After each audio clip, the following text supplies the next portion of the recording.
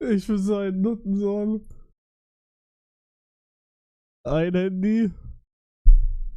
2 Handys. 3 Handys.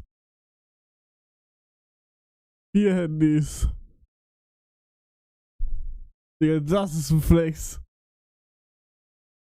Aber ich kann erklären, das ist mein neuestes, das behalte ich jetzt 3 Jahre. Das war mein altes, das ist kaputt und zu wenig Speicherplatz. Das war mein ganz, ganz altes, aber das habe ich wirklich lange gehalten. Obwohl es die ganze Zeit kaputt war hier unten an der Ecke. Und das hier ist für IRL-Streams. Also habe ich für jedes Handy eine Begründung. Let's Hugo.